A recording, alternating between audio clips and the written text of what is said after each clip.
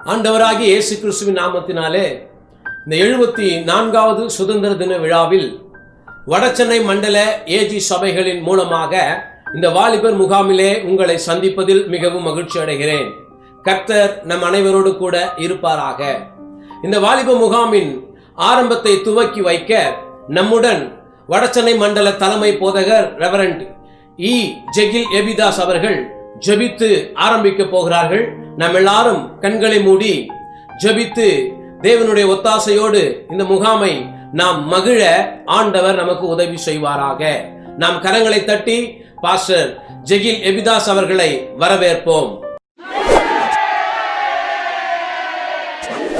கிறிஸ்துவுக்குள் பிரியமான வாலிப தம்பி தங்கைகளுக்கு ஆண்டவராகிய இயேசு கிறிஸ்துவின் நாமத்தில் அன்பின் வாழ்த்துக்கள். இந்த சுதந்திர தின விழா அன்று இந்த நாள் முழுவதும் ஆண்டவருடைய சமூகத்தில் செலவிட கர்த்தருடைய பாதத்தில் அமர்ந்திருக்கிற உங்களை ஆண்டவர் ஆசீர்வதிப்பாராக. வட சென்னை மண்டலத்தில் இருக்கிற எல்லா ஏஜி சபைகளில் இருக்கிற வாலிபர்கள் தானியேலை போல, யோசேப்பை போல, எலியாவை போல கர்த்தருக்காக எழும்பி பிரகாசிக்க உங்களுக்காக நாங்கள் ஜெபிக்கிறோம். இந்த நாள் இந்த வாலிபர் முகாமை ஆன்லைனில் உங்களுக்கு கொடுப்பதில் நாங்கள் மிகுந்த மகிழ்ச்சி அடைகிறோம். நல்ல குறு நாடகங்கள், நல்ல ஆராதனைகள், நல்ல பாடல்கள், விசேஷமாக நம்முடைய ரீஜனில் இருக்கிற ஓவர்சியர் பாஸ்டர் சாம்சன் பால் அவர்கள் உங்களுக்கு நல்ல செய்தி கொண்டு வர இருக்கிறார்கள். இந்த நிகழ்ச்சிகளை தொகுத்து வழங்கிய நம்முடைய மண்டல செக்ஷன் சிஏ லீடர் பாஸ்டர் பிரபு அவர்களை கர்த்தர் இன்னும் அதிகமாக ஆசீர்வதிப்பாராக. கடந்த நாட்களில் வந்த கோவிட் வியாதியிலிருந்து அவரையும் அவருடைய மனைவியையும் ஆண்டவர் சுகபத்திரமாய் பாதுகாத்தார். அதற்காக கர்த்தரை ஸ்தோத்திரிக்கிறோம். எல்லா மண்டல ஊழியர்களையும் ஆண்டவர் ஆசீர்வதிப்பாராக. எல்லா திருச்சபைகளும் வளருவதாக. ஒரு பெரிய எழுப்புதலுக்காக இந்த நாட்களில் கர்த்தர் நம்மை ஆயத்தப்படுத்தி கொண்டிருக்கிறார். உங்கள் தாளந்துகளை, திறமைகளை கர்த்தருக்காக பயன்படுத்துங்கள். இயேசு சொன்னார், என் நாமத்தின் நிமித்தம் ஒரு கலசம் தண்ணீர் கொடுத்தாலும் அதனுடைய பலனை நீங்கள் நிச்சயம் அடைவீர்கள். ஆண்டவர் உங்களை நிச்சயம் ஆசீர்வதிப்பார். எந்த பாவ வலையிலும் சிக்கிவிடாதிருங்கள். உங்களுக்காக நான் ஜெபிக்க விரும்புகிறேன். கண்களை மூடி நாம் ஜெபிப்போம். எங்களை நேசிக்கிற எங்கள் அன்பின் ஆண்டவரே, இந்த நாள் இந்த வாலிபர் முகாமை நாங்கள் சபையிலே நடத்த முடியாவிட்டாலும் ஆன்லைனில் நடத்த இந்த நேரலையில் பார்க்கிற ஒவ்வொரு பிள்ளைகளையும் ஆசீர்வதி. இந்த நாளில் இருக்கிற பாடல் ஆராதனைகள், நாடகங்கள், விசேஷித்த பாடல்கள், விசேஷமாய் கர்த்தருடைய வார்த்தை எல்லாம் வாலிப பிள்ளைகளுக்கு ஆசீர்வாதமாக இருக்கட்டும். எங்கள் வட சென்னை மண்டல ஊழியங்களை ஆசீர்வதியும் அப்பா, ஆசீர்வதியும். இதற்கு ஒத்தாசையாக இருந்த பாஸ்டர் பிரபு அவருடைய குடும்பத்தை ஆசீர்வதி. ஒவ்வொரு திருச்சபையின் மீடியா பீப்புள்ஸ்க்காக நாங்கள் ஜெபிக்கிறோம். ஒரு மீடியாவில் இருக்கிற சவுண்ட் இன்ஜினியர்ஸ்க்காக, ஆடியோ பீப்புளுக்காக ஒவ்வொருவரையும் ஆசீர்வதி. எல்லா சபையிலும் வாலிப பிள்ளைகளை எழும்பி கர்த்தருக்காக பெரிய காரியங்களை செய்யட்டும். இயேசுவின் நாமத்தில் ஜெபிக்கிறோம் பிதாவே, ஆமென். God bless you.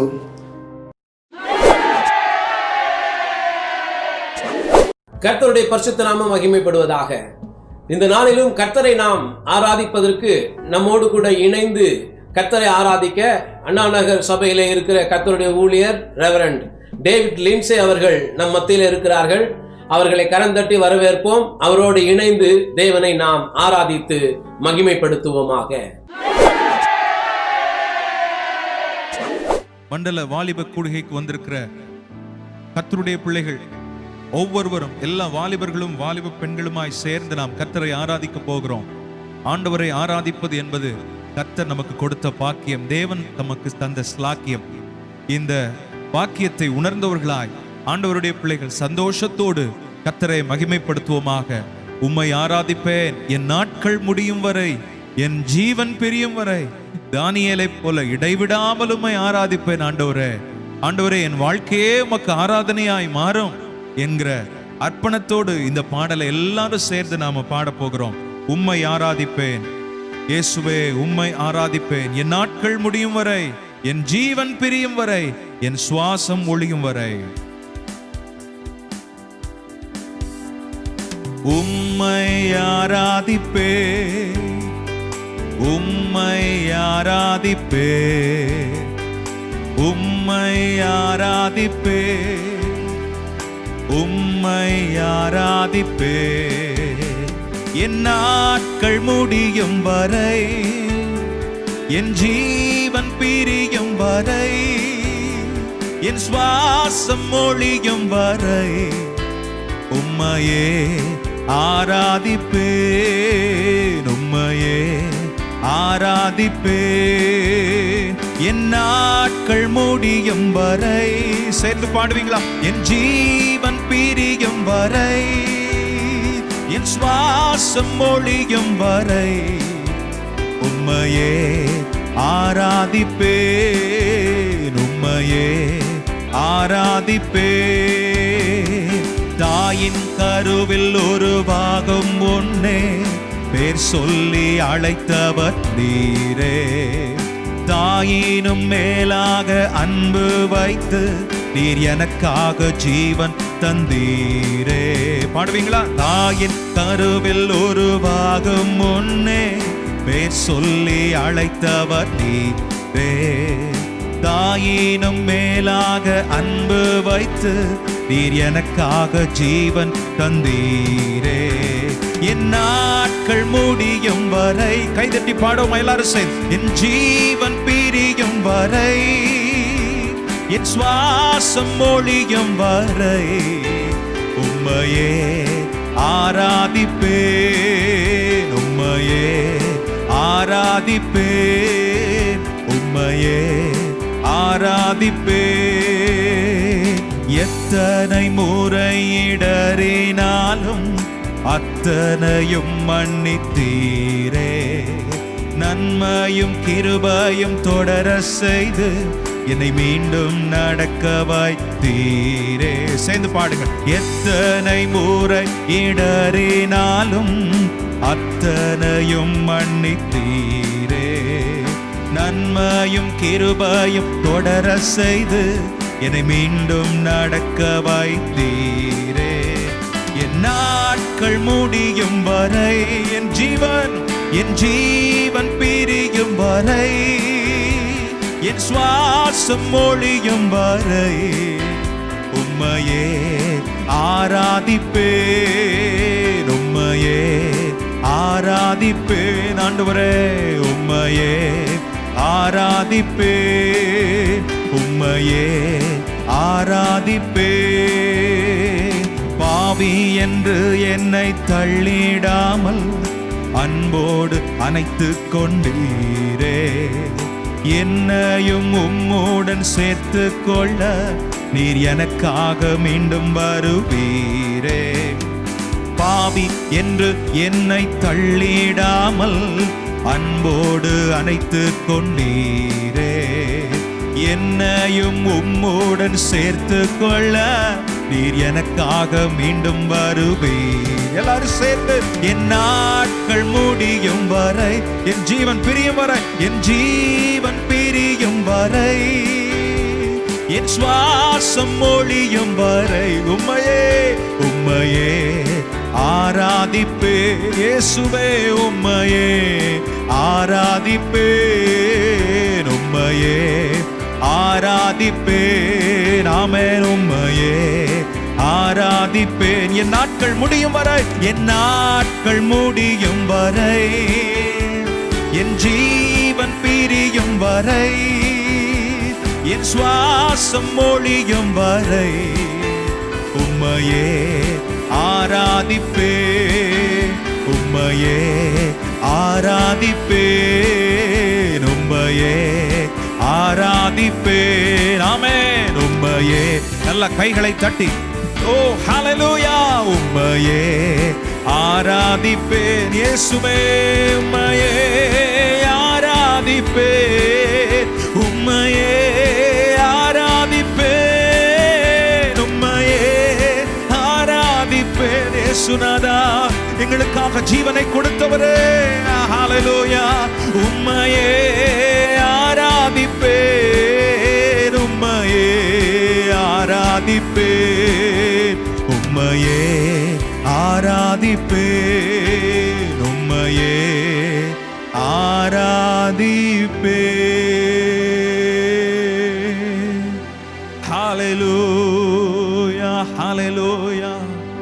Amen, amen.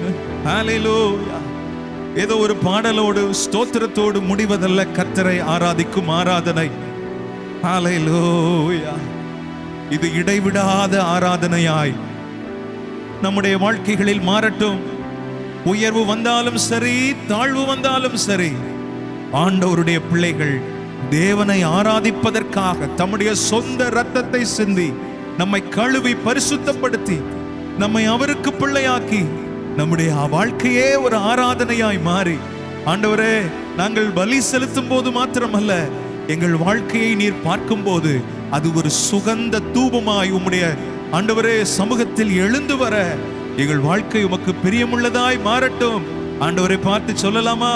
உமக்கு பிரியமானதை செய்து உம்மையே ஆராதிப்பே. என் வாயின் வார்த்தைகளினால் உம்மையே ஆராதிப்பே. என் இருதயத்தின் தியானத்தினால் உம்மையே ஆராதிப்பே. என் சிந்தையினால் உம்மையே ஆராதிப்பே. என் ஆவி ஆத்துமா சரீரத்தினால் ஆராதிப்பே. கர்த்தரை ஆராதிப்பது என்பது ஒரு அனுபவமாய் இருந்தால், இந்த காலை நேரத்தில் வாலிப தங்கச்சி தம்பி, நம்முடைய வாழ்க்கை தேவனுக்கு பிரியமாய் இருந்தால் அதுதான் தேவனுக்கு நாம் செய்யும் ஆராதனை. ஹalleluya, ஹalleluya. தேவனை நேசித்து செய்கிற ஆராதனை. ஆண்டவருடைய மார்பிலே சாய்ந்திருந்த யோவானை போல தேவனுக்கு நெருக்கமாயிருந்து செய்ய வேண்டிய ஆராதனை. வெளிப்பிரகாரத்தில் இருந்து வருவதல்ல வெளிப்பிரகாரத்தில் இருந்து செய்வது அல்ல ஆராதனை. மகா பரிசுத்த ஸ்தலத்திலே அவரை முகமுகமாய் கண்டு அவரோடு நெருங்கி ஜீவித்து செய்வதுதான் ஆராதனை. ஹalleluya. அன்பே அன்பே என்னை அரவணைத்த அன்பே அன்பே அன்பே இயேசுவே தாங்கின தேவ அன்பே. கர்த்தரோடு நெருங்கி ஜீவித்து ஆண்டவருடைய இருதயத்தின் துடிப்பை உணர்ந்து ஒரு மனிதன் தேவனுக்கு பிரியமாய் வாழ்வானால் அவருடைய ஆராதனை. அப்படித்தான் ஆபேல் செய்தார். ஆபேலின் காணிக்கையை கர்த்தர் அங்கீகரித்தார். அவன் காணிக்கையை அங்கீகரிப்பதற்கு முன்பு அவனை கர்த்தர் அங்கீகரித்தார். Lord accept me and my sacrifice. ஆண்டவரே, என்னையும் என்னுடைய பலியையும் ஏற்றுக்கொள்ளுகிற ஆண்டவர்.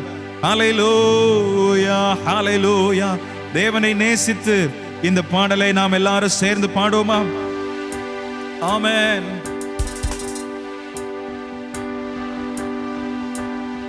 சூழ்நிலை மாறி நான் தடுமாறி, சூழ்நிலை மாறி நான் தடுமாறி வீழ்ந்த வேளைகளில் என்னை தாங்கின தேவ அன்பே. சூழ்நிலை மாறி, சூழ்நிலை மாறி நான் தடுமாறி, சூழ்நிலை மாறி நான் தடுமாறி வீழ்ந்த வேளைகளில் தாங்கின தேவ அன்பே. எல்லாரும் சேர்ந்து அன்பே, கரங்களை உயர்த்தி பாடுவீங்களா? அன்பே என்னை அரவணைத்த அன்பே, அன்பே சுவே அன்பே என்னை தாங்கின தேவ அன்பே. எதை இழந்தாலோ உமை இழப்பேனோ, எதை இழந்தாலும் உமை இழப்பேனோ, உம்மையே தந்தவரே நான் உமக்காக வாழ்ந்திடுவே. உம்மையே தந்தவரே நான் உமக்காக வாழ்ந்திடுவேன். எல்லாரும் சேர்ந்து அன்பே இருக்கிற இடத்திலே முழங்கால் படியிட்டு கரங்களை உயர்த்தினவர்களாய் அவரை நேசித்து அரவணைத்த அன்பே அன்பே அன்பே. அவர் தம்முடைய அன்பின் ஆவியினால் நம்மை நிரப்புவாராக. ஹல்லேலூயா ஹல்லேலூயா. அன்பே அன்பே அன்பே என்னை தாங்கின தேவ அன்பே. ஆண்டவர் இயேசு பேதுருவை பார்த்து கேட்டார், இவர்களை பார்க்கிலும் நீ என்னில் அன்பாயிருக்கிறாயா என்று சொல்லி. பேதுரு ஆமா ஆண்டவரே, அதுல என்ன சந்தேகம்? 3 முறை அதே கேள்வி ஆண்டவர் கேட்கிறார். 3 முறை ஆண்டவர் சொன்னது என்ன தெரியுமா? என் ஆட்டுக்குட்டிகளை மேய்ப்பாயாக, என் ஆடுகளை மேய்ப்பாயாக. ஆண்டவரை நேசிக்கிற பிள்ளைகள் தேவனை நேசிக்கிறேன் என்பது எப்படி தெரியும்? பாடல் பாடுவதனாலா? கர்த்தருடைய சமூகத்தில் கண்ணீர் வடித்து பாடுவதனாலா? இல்லை. ஆண்டவர் என் ஆடுகளை என்று சொன்னாரே, என் ஆட்டுக்குட்டிகளை என்று சொன்னாரே. ஆண்டவர் விரும்பினதை செய்கிறவன் தான் தேவனை நேசிக்கிறவன். நாம் விரும்பினதை கர்த்தருக்கு செலுத்துவது நாம் கர்த்தர் பேரில் செலுத்தும் அன்பு அல்ல. தேவன் விரும்பினதை நாம் அவருக்கு செய்வது. ஹல்லேலூயா, அதுவே உண்மையான அன்பு. கடைசியா ஒரு முறை பாடுவோமா? அன்பே அன்பே என்னை அரவணைத்த அன்பே. ஆமென். அன்பே அன்பே ஓஹோ அரவணைத்த அன்பே என்னை தாங்கின தேவ அன்பே. நன்றி ஆண்டவரே, தொடர்ந்து எங்கள் மூலமாய் நீர் மகிமைப்படுவீராங்க. இந்த ஆராதனையை ஆசீர்வதித்து தாரும். இந்த கூட்டத்தில் அநேகர் தொடப்பட கர்த்தர் உதவி செய்யும். கிருபையாயிரும். இயேசுவின் மூலம் பிதாவே, ஆமென். வாலிபம் ஒரு நாள் மறைந்து போகும். இந்த வாலிப பருவத்தில் நமக்குள் உட்புகுத்தி கொண்ட உருவாக்கி கொண்ட தரிசனமும் தேவனுடைய திட்டமும் சமூக நல்லிணக்கத்திற்காகவும் நன்மைக்காகவும் உழைக்கும்படி நமக்குள் ஆண்டவர் கொடுத்த ஒளியும் வெளிச்சமும் நம்முடைய மரணம் வரைக்கும் நம்முடன் பயணம் செய்யும். நம்முடைய மரணத்திற்கு பின்னும் அது அநேகரை கர்த்தருக்குள் வழி நடத்த பாதையாயிருக்கும். பாதை காட்டும். பாதை விலகாமல் அவர்களை பரமனிடத்திலே கொண்டு வந்து சேர்க்கும். தேவனுடைய ஞானம் நம்மில் பெருகவும், கர்த்தருடைய கிருபை நம்மில் வளரவும், ஆண்டவருடைய பாதுகாப்பு வலப்புறம் இடப்புறம் விலகாமல் நீங்கள் பயணிக்கும் எல்லா பயணங்களிலும் உங்கள் முயற்சிகளிலும் நிலைத்தோங்கவும், ஆண்டவர் உங்களை ஆசீர்வதித்து இந்த சமூகத்தில் எல்லா நிலைகளிலும் எல்லா துறைகளிலும் மேன்மைப்படுத்தவும் உங்களை வாழ்த்துகிறேன். கர்த்தர் உங்களை ஆசீர்வதித்து மேன்மைப்படுத்தி உயர்த்தி கனப்படுத்தி இந்த பூமியிலே அவருடைய ராஜ்யத்தின் மேன்மைக்காக சமூகத்தின் நன்மைக்காக பயன்படுத்துவாராக. God bless you. தேவனுடைய நாம மகிமைப்படுவதாக. நம் மத்தியிலே கர்த்தருடைய வார்த்தையை கொடுக்க நார்த் ஈஸ்ட் ஓவர்சியர் முதல் அசம்பிளி ஆஃப் காட் திருச்சபையின் தலைமை போதகர் ரெவரண்ட் எம் சாம்சன் பால் அவர்கள் இருப்பது மிகவும் மகிழ்ச்சிகரமானது. கர்த்தருடைய வார்த்தையை இப்பொழுது அவர்கள் கொடுக்க இருக்கிறார்கள். கவனத்துடனும் விழிப்புடனும் தேவனுடைய வார்த்தையை கேட்டு பயனடைய நம்முடைய கவனத்தை இப்பொழுது தேவனுடைய வார்த்தைக்கு நேராய் திருப்புவோமாக. கர்த்தருடைய பரிசுத்த நாமத்திற்கு மகிமை உண்டாவதாக. இந்த 2020ஆம் ஆண்டு இந்த சுதந்திர தினத்தன்று வாலிப பிள்ளைகளோடு கூட கர்த்தருடைய வார்த்தையை பகிர்ந்து கொள்வதிலே கர்த்தருக்குள் மகிழ்ச்சி அடைகிறேன். கர்த்தர் உங்களை இந்த வாலிப பிராயத்திலே கர்த்தர் உங்களை ஒரு நோக்கத்தோடு ஜீவனோடும் சுகத்தோடும் ஆண்டவர் வைத்திருக்கிறார். அவருக்கே மகிமை உண்டாவதா. வேதத்திலே ஆதியாகமம் 41 அதிகாரம், ஆதியாகமம் 41 அதிகாரம்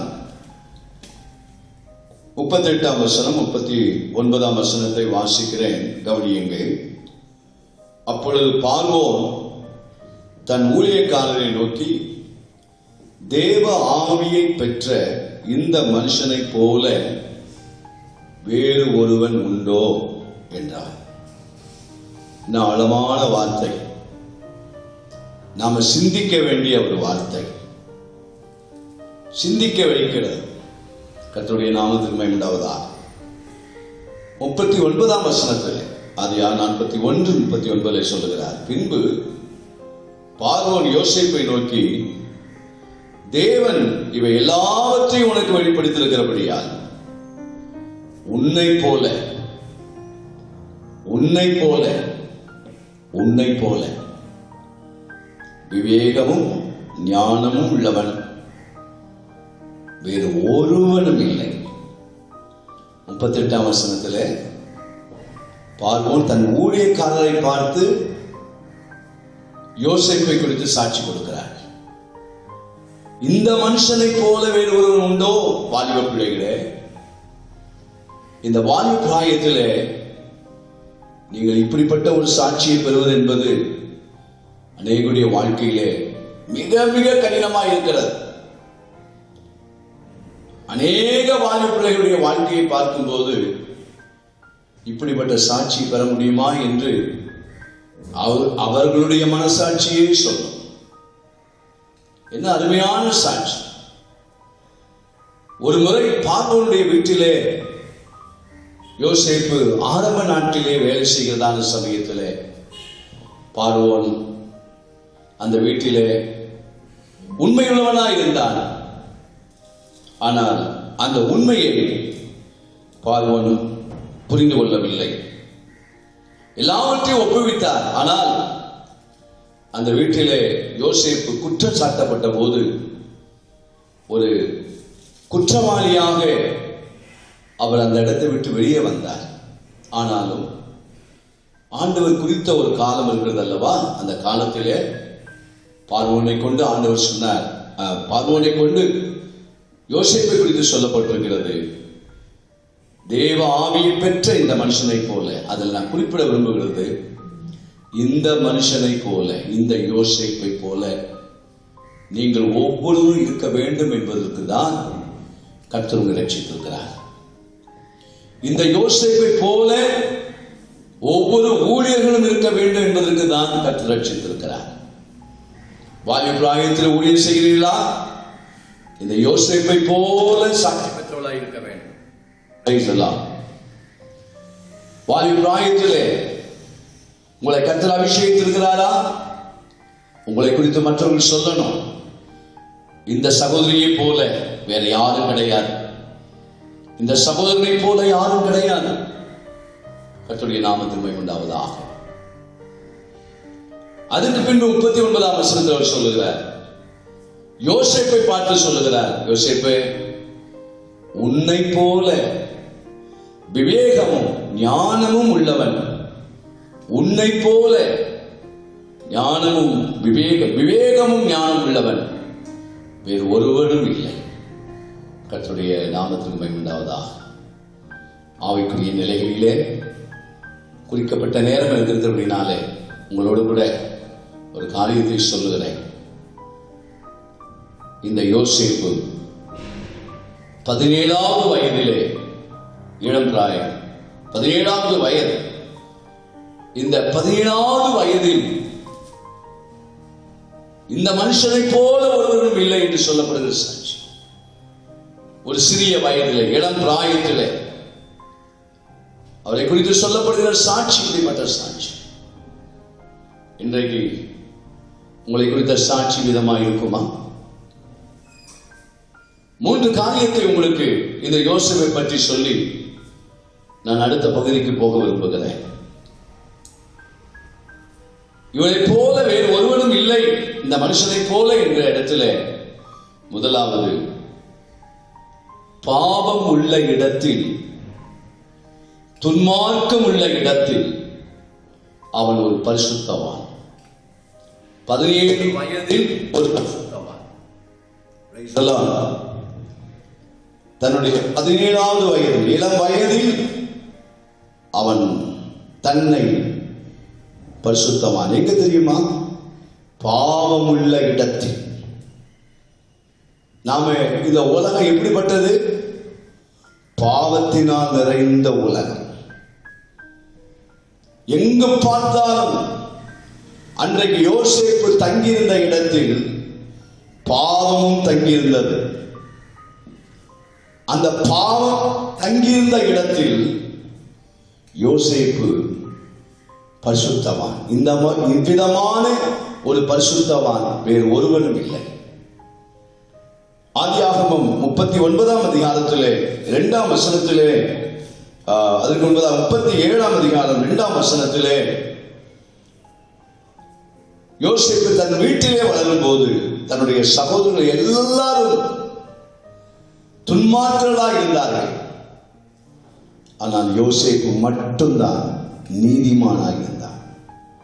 அதனால சொல்றேன், இந்த மனுஷனை போல இளம் பிராயத்தில் பாவமுள்ள அல்ல துன்மார்க்கம் நிறைந்த இடத்தில் பரிசுத்தவானாய் நீங்களும் நானும் வாழ வேண்டும்.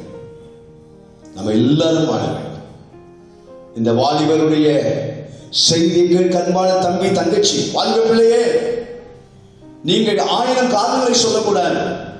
நான் இருக்கிற இடம் அப்படிப்பட்டது, நான் இருக்கிற சூழலும் இப்படிப்பட்டது, என்னோடு பழகிறவன் இப்படிப்பட்டவன், என்னோடு பழகிறவன் இப்படிப்பட்டவள், நான் தங்கியிருக்கிற இப்படி விதமான இடம்.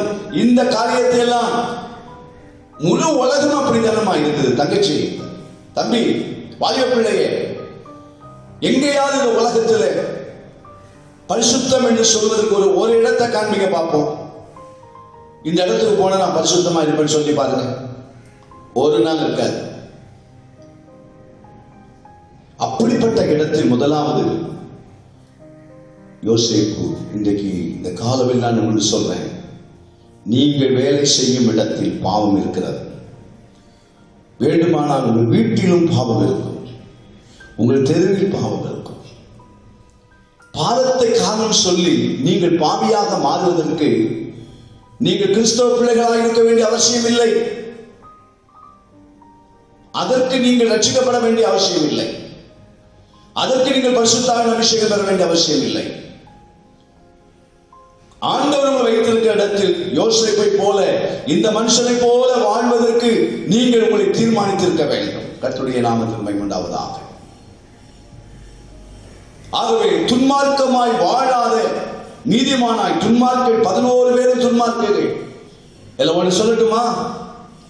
எபிரேயர் 11ஆம் அதிகாரத்திலே விசுவாச வீரருடைய பேர்களெல்லாம் சொல்லப்பட்டிருக்கிறது. இந்த யாக்கோபுடைய பிள்ளைகளிலே 11 பேருடைய ஒரு பேர் அந்த இடத்துல காமிங்க பார்ப்போம். யோசேப்புடைய பேர் மட்டும்தான் இருக்கும். மற்ற 6 பேர் ஏன் தெரியுமா? மற்ற அத்தனை பேரும் துன்மார்க்கர்கள்.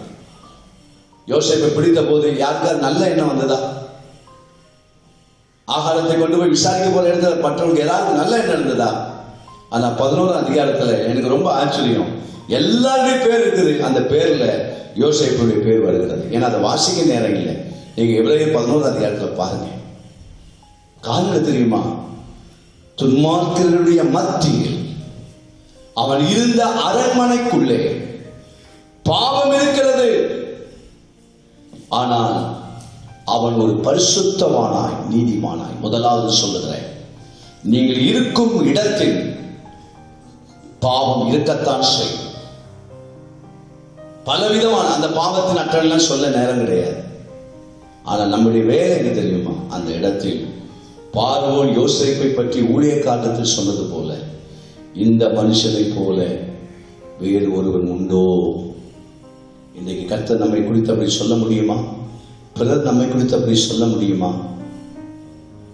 உங்களுடைய வாழ்க்கையில் அந்த இடத்துக்கு வாருங்க.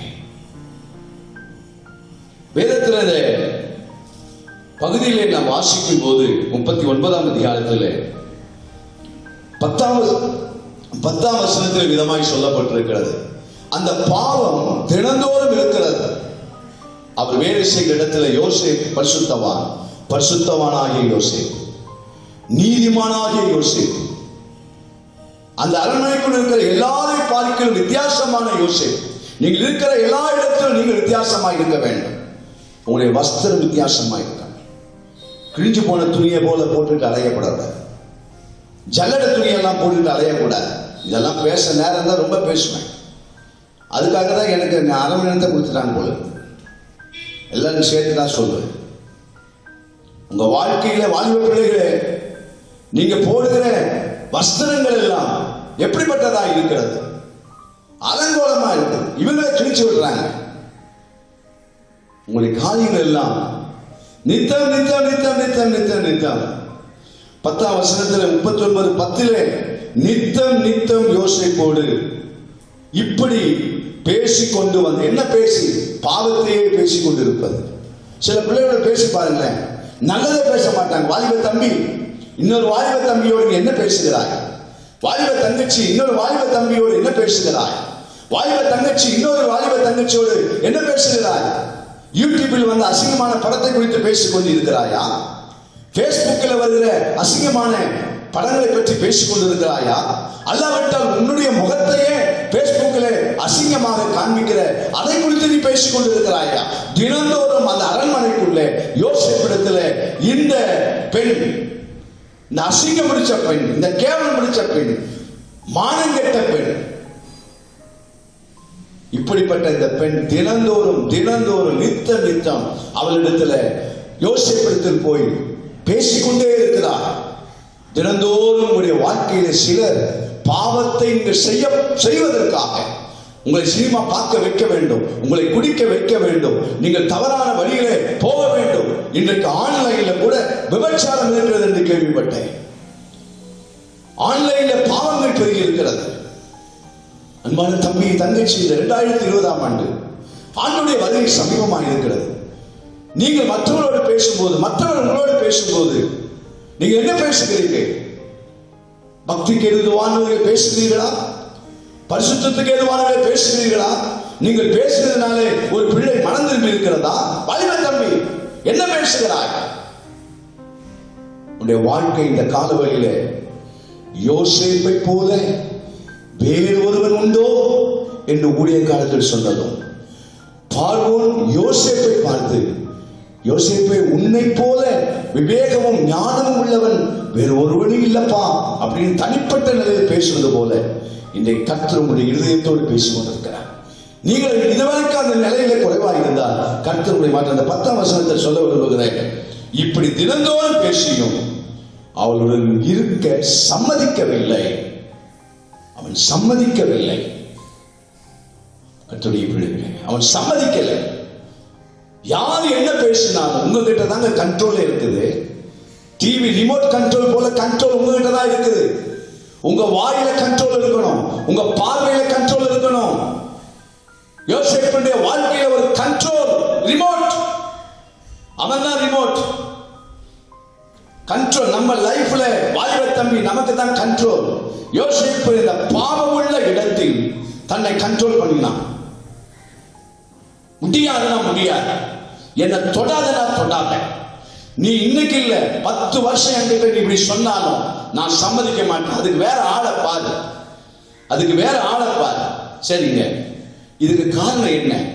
இந்த மோசமான இந்த பொம்பளை, இந்த மோசமான கேரக்டர் உள்ள இந்த பெண், மோசமான கேரக்டர் உள்ள இந்த பையன் இப்படி ஏன் தினந்தோறும் ஒருதலை காதல்? இந்த காலத்தில் சொல்ல வேண்டும் என்றால் இந்த பெண்ணுக்கு ஒருதலை காதல்.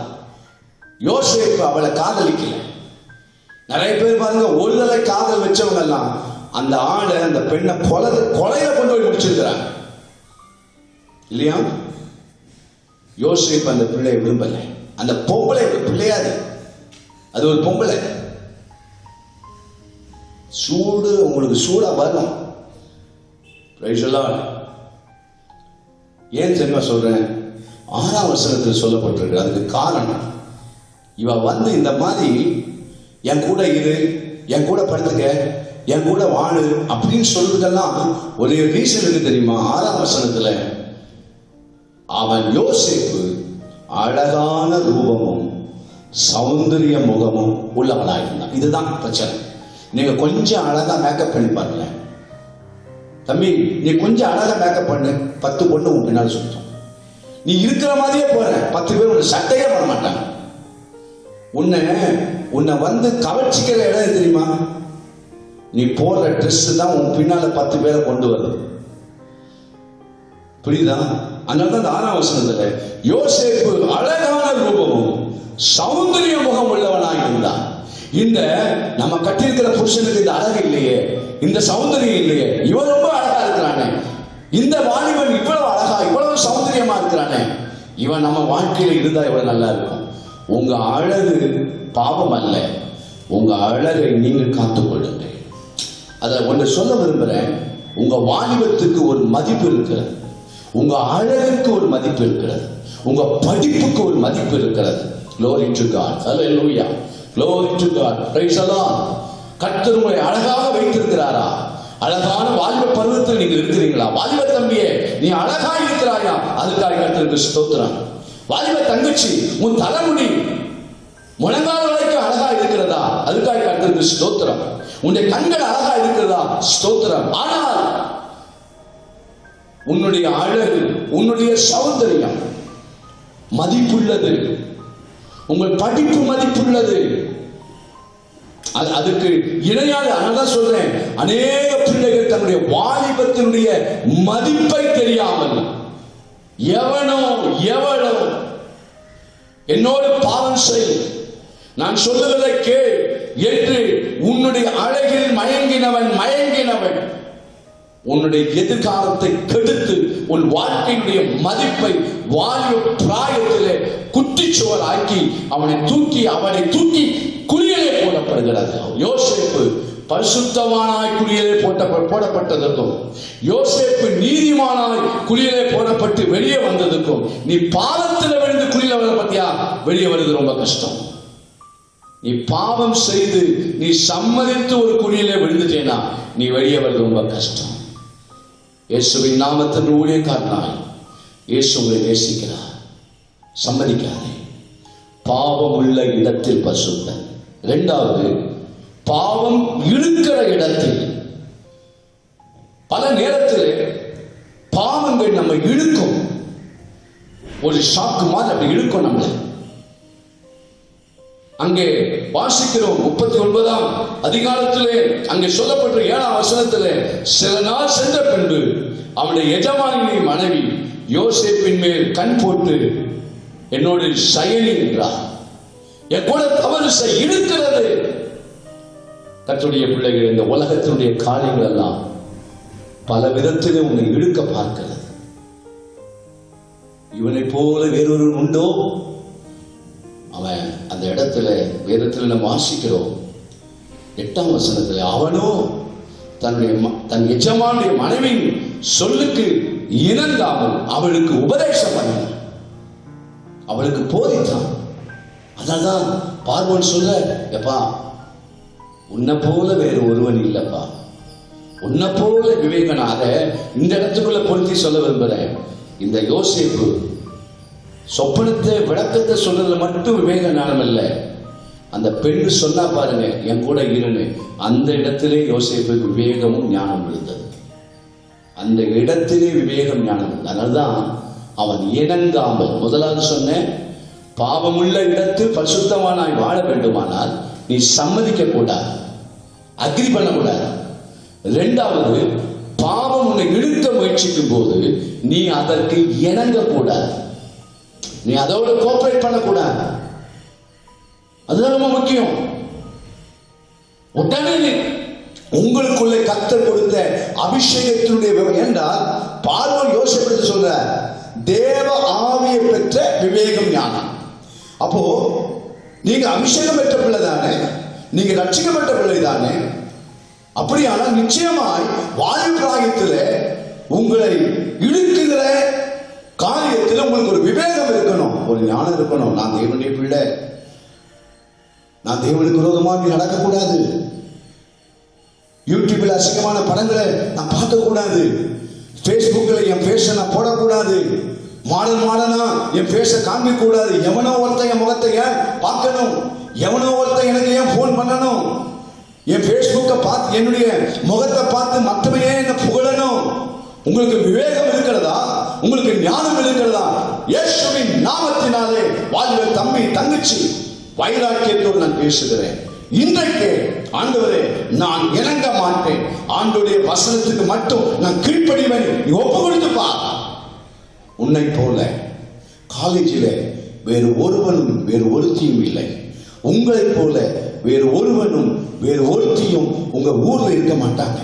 உங்களைப் போல ஒருவனும் ஒருத்தியும் வேறு ஒருத்தியும் நீங்கள் இருக்கும் சபையில் நிச்சயமா இருக்க மாட்டார்கள்.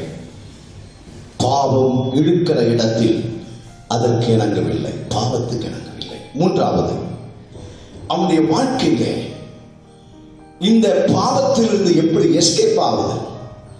ஓடணும். புரியுதா? பாவம் உள்ள இடத்தில் பரிசுத்தவான், பாவம் இழுக்கிற இடத்தில் தேவனுக்கு கீழ்ப்படிதல்.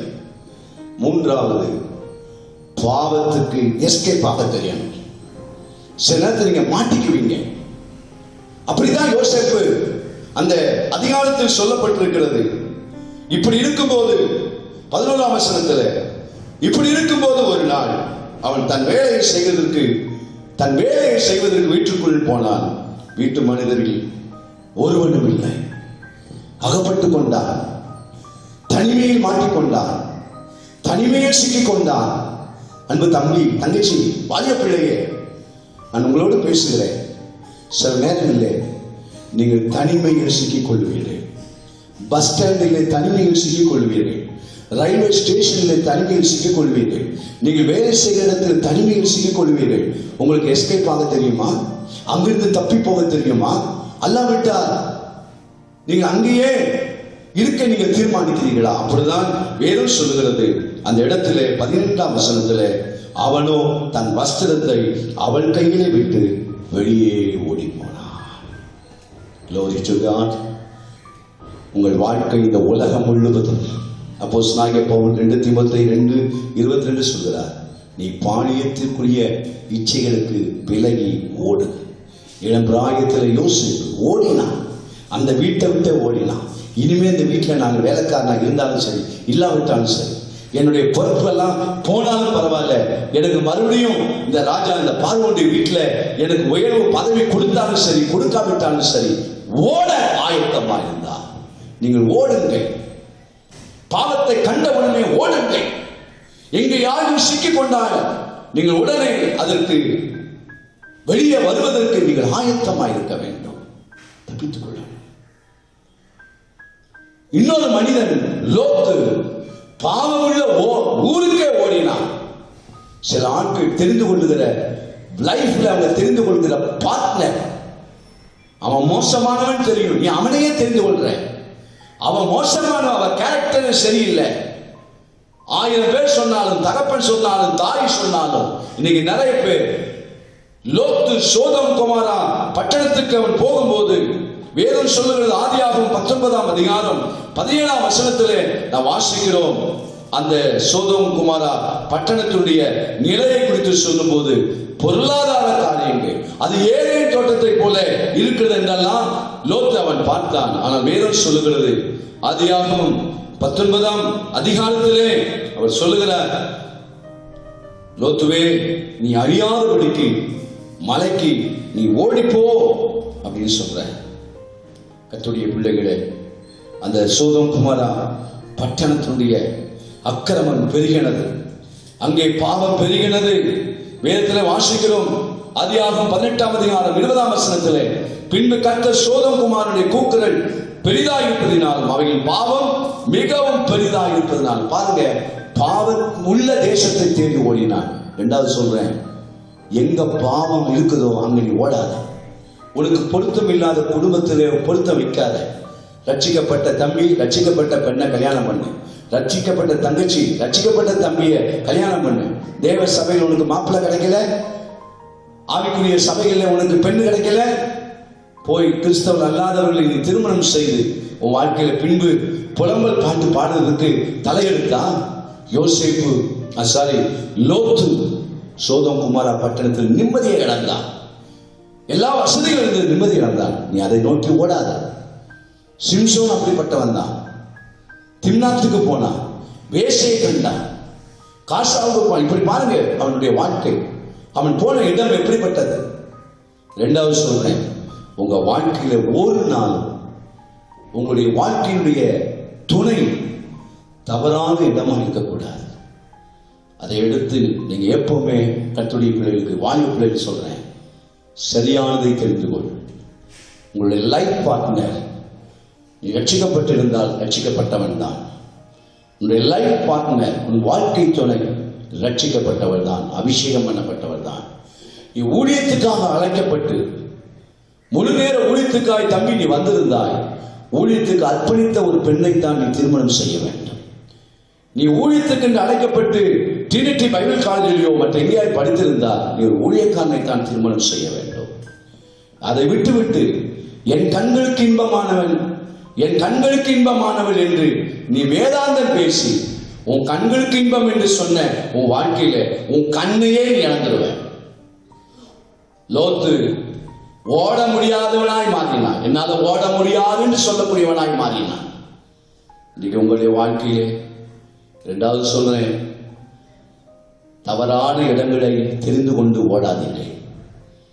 மூன்றாவது, நீங்கள் எப்பொழுதும் சத்துருக்கு எதிராகவே ஓடுகிறவர்களாக இருக்க வேண்டும். வாலிப தம்பி தங்கச்சி, உங்களுடைய வாழ்க்கை சத்துருக்கு எதிராக ஓடணும், பிசாசுக்கு எதிராக ஓடணும். உங்களுக்கு தெரியணும். 1 சாமுவேல் 17ஆம் அதிகாரம் 35ஆம் வசனத்தை உங்களுக்கு குறிப்பிட விரும்புகிறேன். 1 சாமுவேல் 17ஆம் அதிகாரம் 35ஆம் வசனத்திலே அங்கே விதமாய் சொல்லப்பட்டிருக்கிறது. அப்பொழுது அந்த பெலிஸ்தியன் எழும்பி தாவீதுக்கு எதிராக கிட்டி வருகையில் தாவீது தீவிரமாய் அந்த சேனைக்கும் அந்த பெலிஸ்தருடைய சேனைக்கும் எதிராக ஓடினான். எப்பவுமே நம்முடைய வாழ்க்கை, இந்த உலகத்தில் வாலிப தங்கச்சி, வாலிப தம்பி, உங்க வாழ்க்கையிலே நீங்க எதிர்நீச்சல் போட்டு உங்க வாழ்க்கை நடத்துங்க. கோலியாத்து நிற்கிறான், உங்களுக்கு எதிர்க்க சோதனை இருக்குது. நீங்க கடைக்கு போகும்போது அங்க ஒரு சோதனை இருக்குது. நீங்க போன இடத்தெல்லாம் ஒரு கோலியாத்து நிற்கிறான். நீங்க எங்க போனாலும் உங்களுக்கு அங்க ஒரு சோதனை இருக்குது. ஆனா அதுக்கு எதிராக ஓட்டி அவனை வீழ்த்துவதற்கு நீங்க ஆயுதமா இருக்கிறீங்களா? தாவீது ஆளுகளை நீக்கும் போது சிங்கத்தை பார்க்கிறான், ஓடினான், கிழித்தான். கரடியை பார்த்தான், ஓடினான், கொன்றான். எத்தனை முறை நீங்க ஜெயம் எடுத்திருக்கீங்க? பாவத்தில் நீங்க ஜெயம் எடுக்க ஓடி இருக்கிறீங்களா? எல்லாத்திலும் ஜெயம் எடுத்துட்டீங்களே.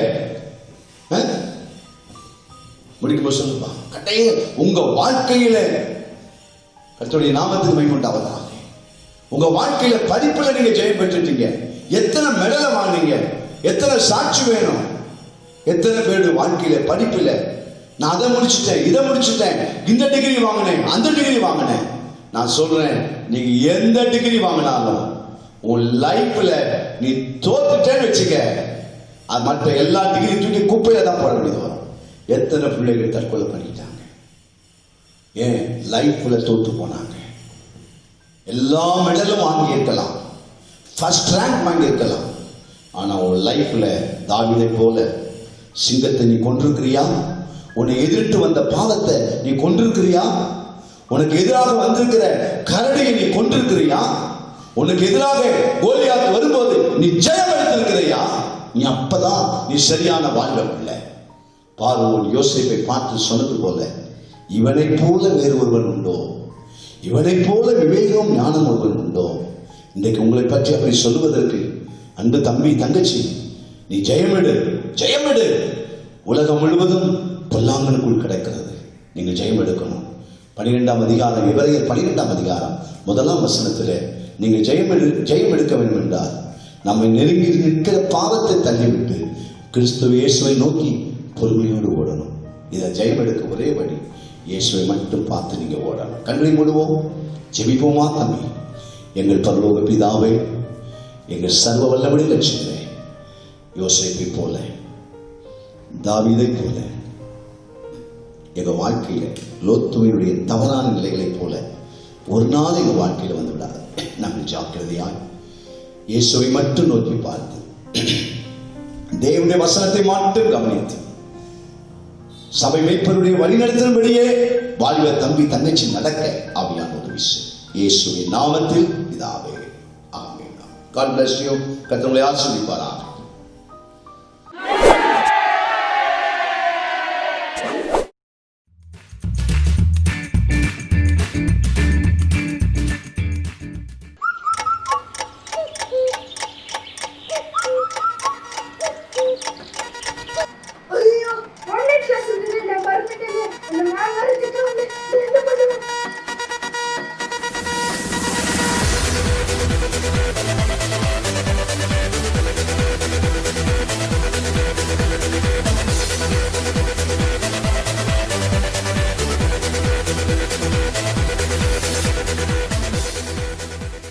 ஸ்டூடெண்ட்ஸ், நான் இன்னைக்கு சொல்லி கொடுத்தது எல்லாமே புரிஞ்சது இல்லையா? நான் இன்னைக்கு நடத்தின லெசன் உங்களுக்கு எல்லாமே புரிஞ்சது, எல்லாம் நோட்ஸ் எடுத்துட்டீங்களா? சரி, இப்ப நான் ஒருத்தவங்களை கொஸ்டின் கேட்பேன், அவங்க யாரை கேட்கறேனோ அவங்க தான் ஆன்சர் பண்ணும். ஓகேவா? எங்க ஜாய், நீ சொல்லு பார்க்கலாம். டிஃபைன் டிஸ்டன்ஸ் சொல்லு. மேம், எங்கள் வீட்டில் கொஞ்சம் டிஸ்கனெக்டிவிட்டி ப்ராப்ளம். ஸோ நான் ஒழுங்காக கவனிக்கல மேம். கொஞ்சம் வரதுக்கும் லேட் ஆயிடுச்சு. I'm really sorry ma'am. இப்படியே நான் கேட்குற கொஷின்ஸ்க்குலாம் ஒருத்தர் கூட கரெக்டாக ஆன்சர் பண்ண மாட்டேங்கிறீங்க. என்னத்தை தான் ஆன்லைன் கிளாஸ் கவனிக்கிறீங்கன்னே தெரில. நான் டெய்லி கஷ்டப்பட்டு நோட்ஸ் எல்லாம் எடுத்துகிட்டு வந்து உங்களுக்கு சொல்லித்தரேன். ஆனால் ஒருத்தர் கூட கரெக்டாகவே ஆன்சர் பண்ண மாட்டேங்கிறீங்க. என்ன பண்ணனே எனக்கும் ஒன்றும் புரியல. எப்படியோ போங்க.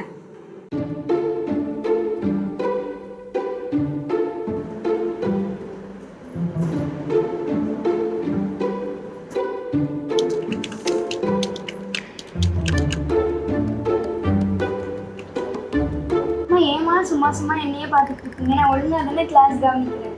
ஒழுங்காவா கிளாஸ் கவனிக்கிறேன்? அங்க கிளாஸ் நடக்குது, நீ எதுக்கு என் முகத்தையே திருப்பி திருப்பி பார்த்துட்டு இருக்க? நான் ஒழுங்காக தானே வீடியோ கூட ஆஃப் பண்ணேன். நீங்கள் ஏன் இங்கே உட்காந்துருக்கீங்க? போங்க. உன்னை பார்த்தா கிளாஸ் கவனிக்கிற மாதிரி தெரியல. நீ எதுக்கு என் முகத்தையே இந்த தடவை உட்காந்து பார்த்துட்டே இருக்க? உனக்கு கிளாஸ் அங்கே தானே நடக்குது. ஏமா சும்மா சும்மா இங்கே வந்து டிஸ்டர்ப் பண்ணுறீங்க? போங்கம்மா. என்னமோ பண்ணு, நீ ஒழுங்கா அங்கே படி. உங்க மிஸ் கிட்ட கேட்டாதான் தெரியும் நீ என்ன படிக்கிறேன்னு.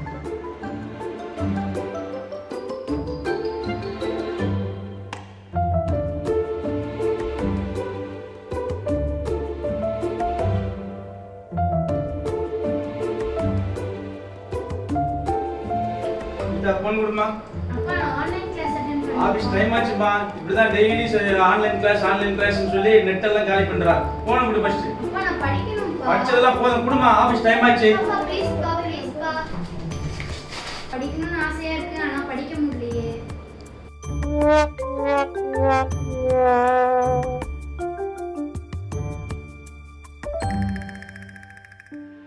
ஜோனா, என்னம்மா?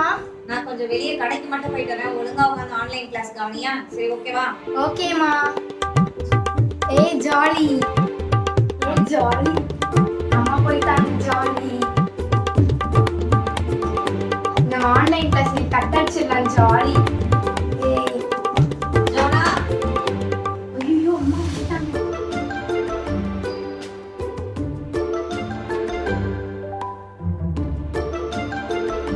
ரீதா, என்னம்மா? நான் ஷாப்பிங் மட்டும் போயிட்டு வந்துடுறேன். நீ ஆன்லைன் கிளாஸ் கவனிமா. ஓகேம்மா.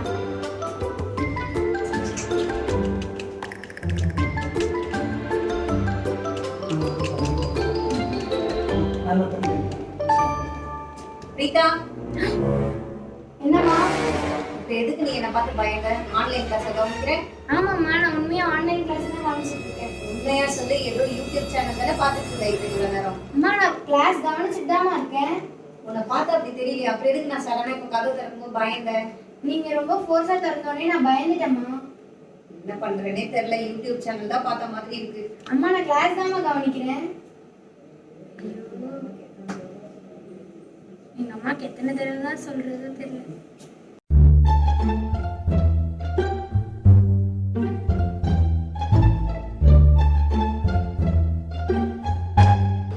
இந்த ஆன்லைன் கிளாஸ் எடுத்து ஒரே தலை வலிக்குது, கண்ணெல்லாம் எரியுது. என்ன பண்ணனே ஒண்ணுமே புரியல. எப்பதான் இந்த லாக்டவுன் முடியுமோ தெரியல. எனக்கு பசிக்குதுமா. இப்போ வேற உனக்கு எதுக்கு பசிச்சுட்டே இருக்கு? நான் ஆன்லைன் கிளாஸ்க்கு தானே ப்ரிப்பேர் பண்ணிட்டு இருக்கேன். கொஞ்ச நேரம் உன்னால அமைதியா இருக்க முடியாதா? நான் காலையில இருந்து எதுவுமே சாப்பிடல. நானும் தான் சாப்பிடல எதுவுமே. உனக்கு மட்டும் தான் பசிக்குதா? எனக்கும் தான் பசிக்குது. நான் ஆன்லைன் கிளாஸ் தானே ரெடி பண்ணிட்டு இருக்கேன். எனக்கு பசிக்குதுமா. நீ வேற ஒரு பக்கம் என் உயிரை வாங்குற. அந்த பசங்க என்னடா படிக்கவே மாட்டேங்குது. உனக்கு எந்த நேரம் பசிக்குது. நான் இங்க பாக்கியா அங்க பாக்கியா? இந்தா ஸ்நாக்ஸ். நானே இதுல 2 சாப்பிட்டு உட்காந்து நீ ரெண்டு போய் சாப்பிட்டு கவனம் உட்காரு. அம்மா எனக்கு இது பத்தாதேம்மா. இப்ப நீ அடி வாங்க போற பாரு. 2 நிமிஷம் போய் அமைதியா அங்க உட்காரு சாப்பிட்டுட்டு.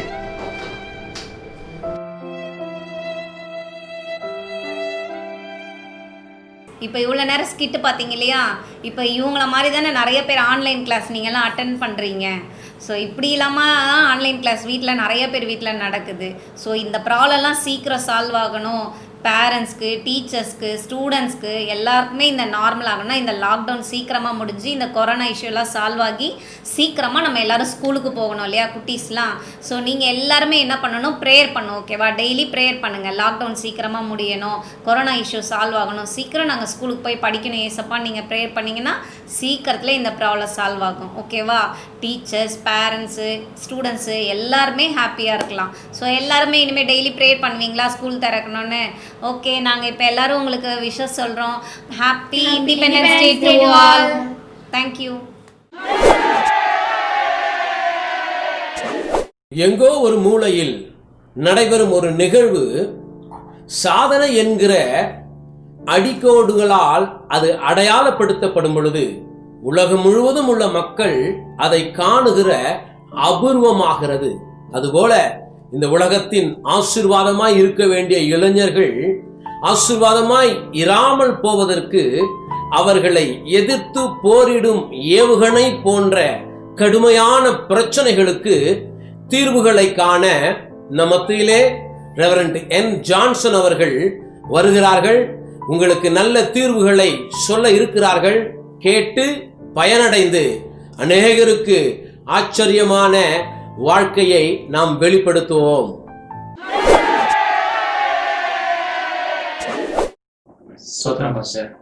ஸ்தோத்திரம்பா. என்ன விக்கி, இவ்வளவு காலகாலத்துல 2 பேரும் வந்திருக்கீங்க. தம்பி ஒரு மாதிரி டல்லா இருக்கிறான், என்ன விஷயம்? பாஸ்டர், காலையில் நைட் ஷிஃப்ட் முடிச்சுட்டு வீட்டுக்கு வந்தேன் பாஸ்டர். வீட்டுக்கு வந்த போதா தம்பி படியில் உட்காந்து அழுதுட்டு இருக்கிறான். என்னடா அப்படின்னு சொல்லி கேட்கும்போது எனக்கு வாழவே பிடிக்கல அப்படின்னு சொல்லிட்டு அழுதுட்டே சொல்கிறான் பாஸ்டர். எனக்கு ஒன்றுமே புரியல. அதான் அவங்கள பார்த்து ஜோம் பண்ணிட்டு போகலான்னு வந்தேன் பாஸ்டர். என்னப்பா ஆனந்த், எப்பவுமே உற்சாகமா சந்தோஷமா இருப்ப, என்ன பிரச்சனை உனக்கு? லைஃபே பிரச்சனை தான் பாஸ்டர். என்னது லைஃபே பிரச்சனையா? இந்த வயசுலயாவா? அப்படி என்னப்பா பெரிய பிரச்சனை? எது எடுத்தாலும் கம்பாரிசன் பாஸ்டர். வீட்டில் அம்மா எப்போ பார்த்தாலும் திட்டிகிட்டே இருக்காங்க. எப்போ பாரு ஃப்ரெண்ட்ஸும் கூட கம்பேர் பண்ணி பேசிட்டு எதுக்கு எடுத்தாலும் கம்பாரிசன். வீட்டில் நிம்மதியாகவே இருக்க முடியல பாஸ்டர். விக்கி, பேரண்ட்ஸ் எப்பவுமே ஒரு வாலிப பையனை திட்டிகிட்டே இருந்தா எப்படிப்பா? நீ அப்பா அம்மா கிட்ட சொல்ல மாட்டியா தம்பியை திட்டாதீங்கன்னு சொல்லி? நிறைய முறை சொல்லிட்டேன் பாஸ்டர், மற்றவங்க கூட கம்பேர் பண்ணி பேசாதீங்கன்னு சொல்லிட்டேன். ஆனால் அவங்க கேட்க மாட்டாங்க. அதாவது நம்ம கையில் எத்தனை விரல் இருக்கு? 5 விரல் இருக்கு. 5 விரல் இருக்கு. இப்போ இந்த 5 விரலும் ஒரே மாதிரி இருக்குதா? இல்லை பாஸ்டர். 5 விரலும் ஒரே ஃபங்க்ஷனாக செயல்படுதா? இல்லை. ஒவ்வொரு விரலும் ஒவ்வொரு சைஸில் இருக்குது. ஒவ்வொரு விரலுக்கும் ஒரு ஃபங்க்ஷன் இருக்குது. அதே போல் ஒரு ஃபேமிலியில் பிள்ளைங்க 2 பேர் 3 பேர் இருக்கிறாங்கன்னா ஒவ்வொருத்தரும் வித்தியாசமான பிள்ளைங்களாக தான் இருப்பாங்க. அது மாத்திரம் இல்லை, வாலிப பசங்களுடைய கெப்பாசிட்டியும் வேறு வேறு.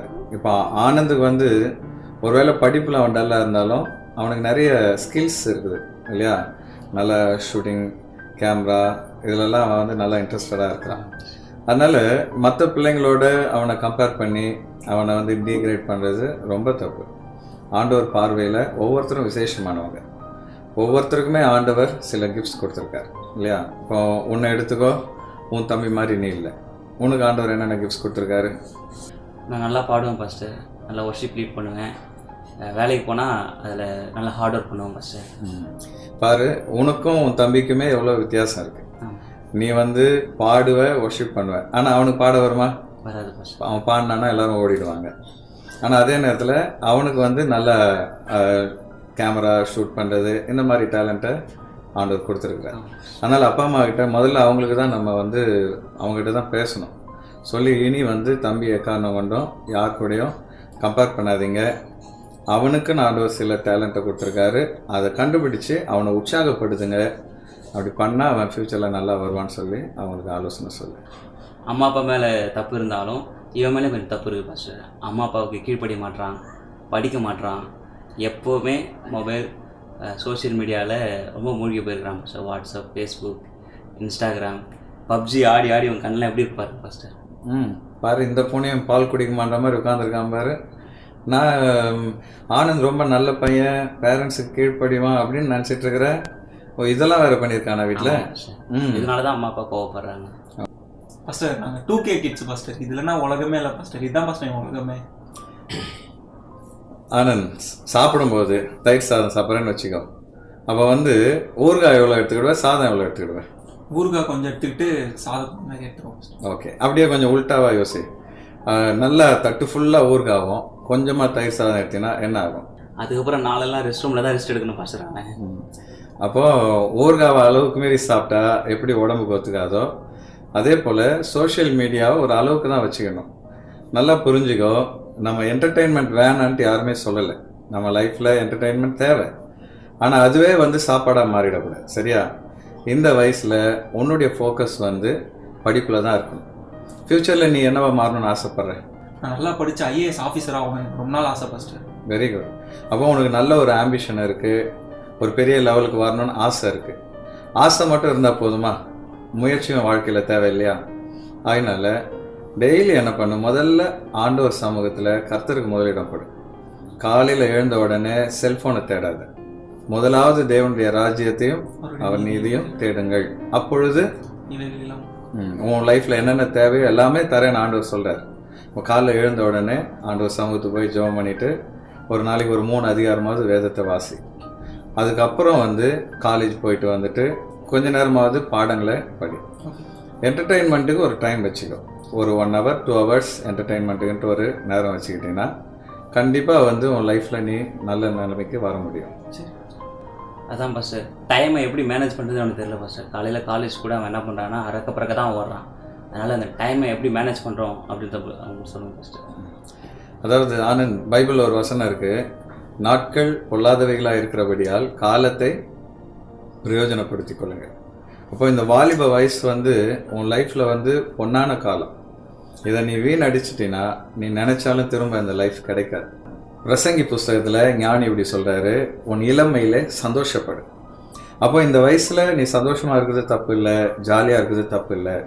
ஆனால் அந்த வசனத்தின் கடைசியில் ஆண்டவர் என்ன சொல்கிறாருன்னா, இவை எல்லாவற்றின் நிமித்தமும் கர்த்தர் உன்னை நியாயத்தில் கொண்டு வந்து நிறுத்துவார். அப்போ ஒரு நாள் ஆண்டவருடைய முகத்தை நீ பார்க்கும்பொழுது, உனக்கு இத்தனை வருஷம் இவ்வளோ டைம் கொடுத்தனே, நீ அதை பிரயோஜனப்படுத்தினியா அப்படின்னு ஆண்டவர் கேட்கும்பொழுது, ஆண்டவரே நான் என் நேரத்தெல்லாம் வீணாகிட்டேன்னு நீ சொல்லக்கூடாது. அதனால் உன் வாலிப பிராயத்தில் சிருஷ்டிக்கிற நினை, முதல்ல ஆண்டவரை தேடு. அதுக்கப்புறம் உன்னுடைய ஷெட்யூலில் அடுத்து படிப்பு தான் இருக்கணும். முதல்ல கர்த்தர், 2வது பேரண்ட்ஸ், 3வது படிப்பு. அதுக்கப்புறம் சாயந்தரத்தில் நீ கொஞ்ச நேரம் என்டர்டெயின்மெண்ட்டில் டைம் ஸ்பெண்ட் பண்ணுறது தப்பு இல்லை. ஆனால் உன் நேரத்தெல்லாம் அதிலே செலவு பண்ணிட்டீங்கன்னா பின் நாட்களில் நீ IAS ஆஃபீஸர் ஆக முடியாமல் வேறு ஏதோ ஒரு வேலைக்கு நீ போனீன்னா காலமெல்லாம் வந்து உனக்கு நம்ம ஆம்பிஷன் நிறைவேறலைன்ற கஷ்டம் வந்துடும். அதனால் நீ எப்போ நல்லா படிச்சின்னா கற்றோருக்கு எங்கே போனாலும் சிறப்பு. சரியா? அதனால் இனி வர நாட்களில் உன் டைமை முதல்ல எதுக்கு முக்கியமோ அதுக்கு முக்கியத்துவம் கொடுத்துட்டு முக்கியம் இல்லாதவையில் அடுத்து வச்சுக்க. பாஸ்டர், வீட்டில் தான் எனக்கு இந்த அளவு ப்ரெஷராக இருக்குன்னு பார்த்தா காலேஜில் இதை விட அதிகமாக இருக்குது பாஸ்டர். அங்கே போனால் ஃப்ரெண்ட்ஸுங்க கேள்வி பண்ணுறாங்க, என்னடா நீ சர்ச்சுன்னு போயிடுற, சாமியாராக போகிறேன்னு கேட்குறாங்க. என்னடா எங்களை மாதிரி குடிக்க வரமாட்டேற, படத்துக்கு கூப்பிட்டாலும் வரமாட்டேற அப்படின்னு எங்களை போட்டு ரொம்ப தொலை பண்ணுறாங்க பாஸ்டர். எனக்கு பிடிக்காத பாஸ்டர், ரொம்ப ப்ரெஷராக இருக்குது பாஸ்டர் பசங்க பண்ணுறது. ஆனந்த், பொதுவாக காலேஜ்னாவே இந்த பியர் ப்ரெஷர் கண்டிப்பாக இருக்க தான் செய்யும். ஏன்னா இனம் இனத்தோடு சேரும் அப்படின்னு சொல்லுவாங்க. இப்போ ஒருத்தன் வந்து குடிக்கிறான், ட்ரக்குக்கு அடிமையாக இருக்கிறான் அப்படின்னும்பொழுது அவன் தனியாக அதை செய்தான்னா சமுதாயம் அவனை ஒதுக்கிடும். அதனால் அவன் என்ன பண்ணுவான், அவனுக்குன்னு ஒரு குரூப்பை சேர்க்க பார்ப்பான். அதனால தான் இப்படிப்பட்ட வாலிப பசங்க ஒன்றை வந்து அவங்களோட சேர்க்கணும்னு சொல்லி முயற்சி எடுப்பாங்க. ஆனால் இங்கிலீஷில் ஒரு பழமொழி இருக்குது, tell me who is your friend and I will tell you who you are. அப்போ உன் நண்பன் யாருன்னு சொல்லு, நீ யாருன்னு நான் சொல்கிறேன்னு சொல்லுவாங்க. அதனால ஃப்ரெண்ட்ஸுங்க வந்து உனக்கு ப்ரெஷர் கொடுத்தாலும் நீ வந்து சரியான ஃப்ரெண்ட்ஸை கரெக்டாக சூஸ் பண்ண கற்றுக்கிடணும். பாஸ்டர் இந்த காலத்தில் எங்கே பாஸ்டர் நல்ல ஃப்ரெண்ட்ஸ் கிடைக்கிறாங்க? கிறிஸ்துவ பசங்களே இப்போலாம் சரியில்லை பாஸ்டர். ஆமாம் விக்கி, அது உண்மைதான். அதாவது யார் கிறிஸ்தவங்கன்றது முதல்ல நம்ம புரிஞ்சுக்கிடணும், சரியா? இப்போ எங்கள் அம்மா வந்து டீச்சர், எங்கள் அப்பாவும் டீச்சர் அப்படின்னா நான் டீச்சர் ஆகிட முடியுமா? முடியாது. அப்போ நான் ஒரு ஆசிரியராக மாறணும்னா என்ன பண்ணணும்? படித்து அந்த பொசிஷனுக்கு வந்தால் தான் டீச்சர் ஆக முடியும். அதனால் அப்பா அம்மா கிறிஸ்தவங்க, அதனால் இவங்களும் கிறிஸ்தவங்க அப்படின்றதே தவறு.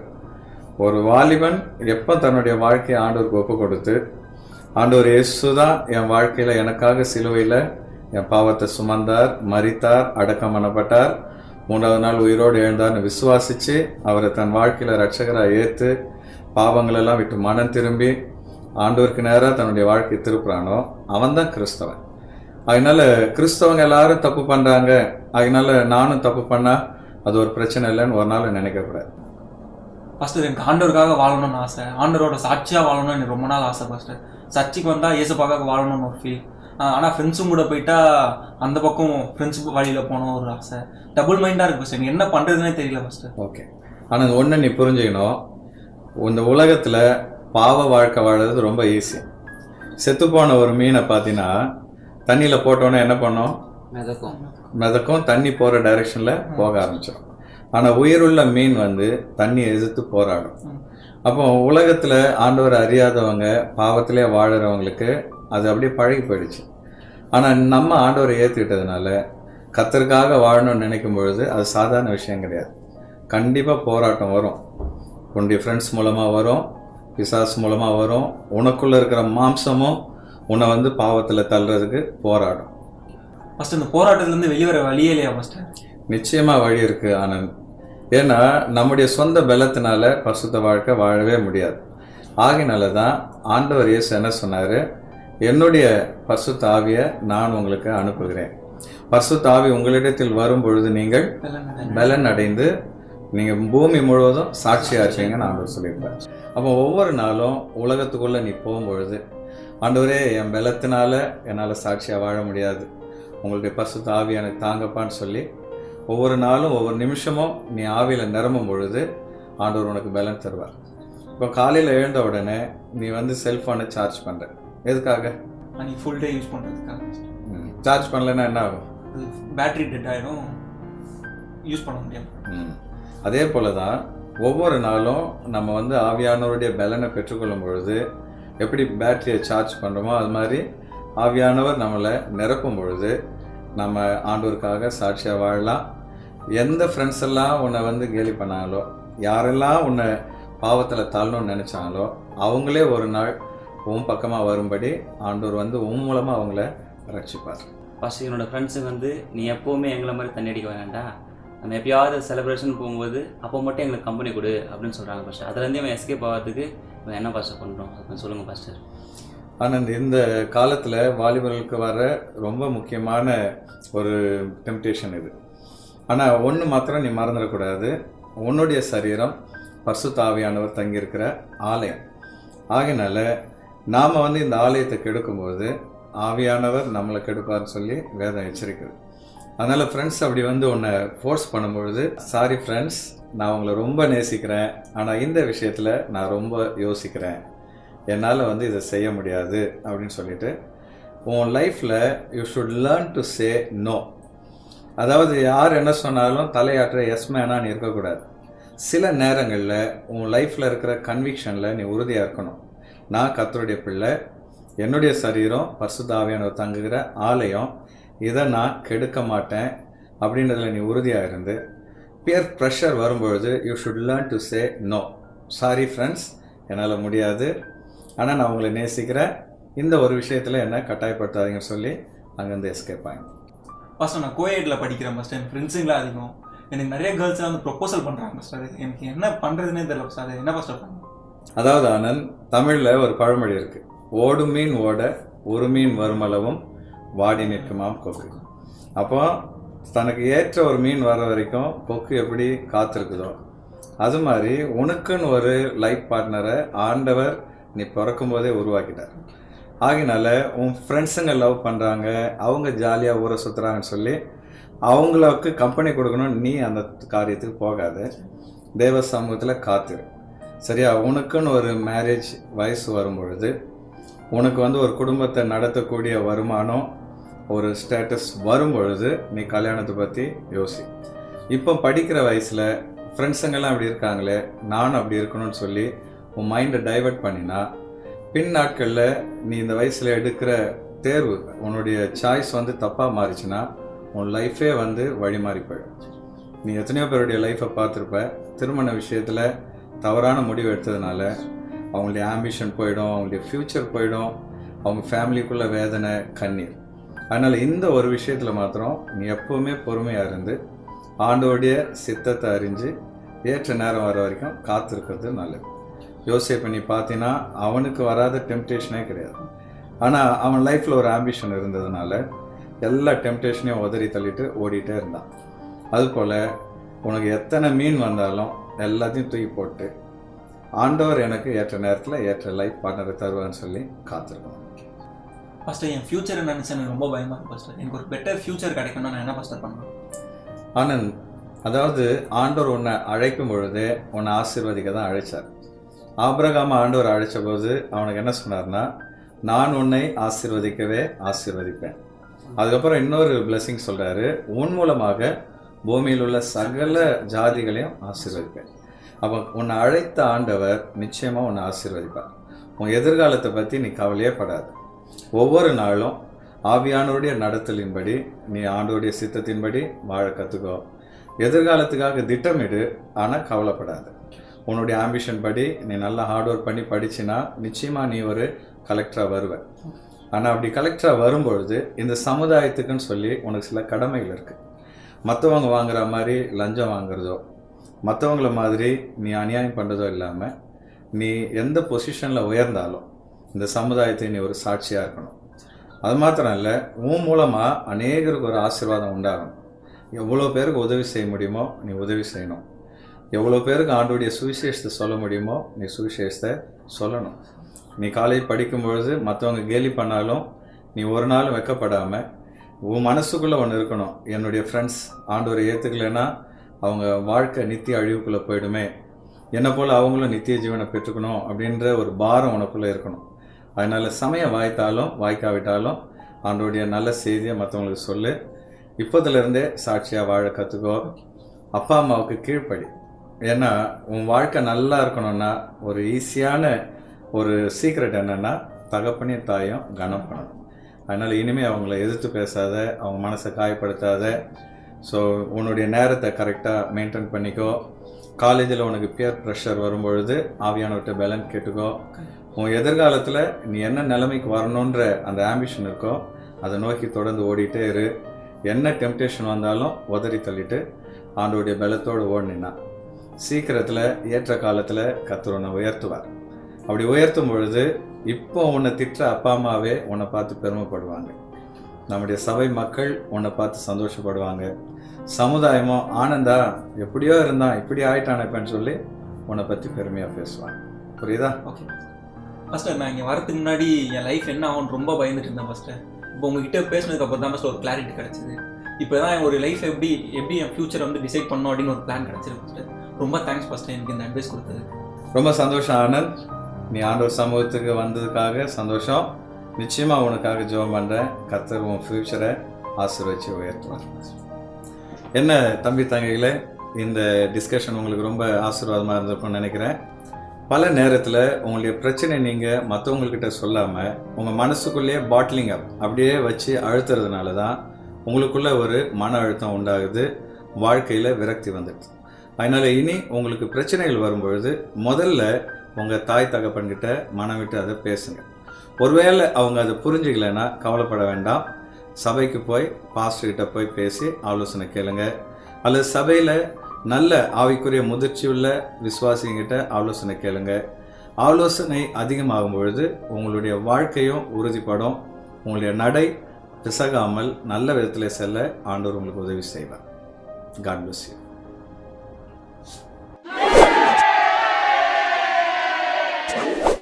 இந்தியாவின் முதுகெலும்பு விவசாயம் என்பார்கள்.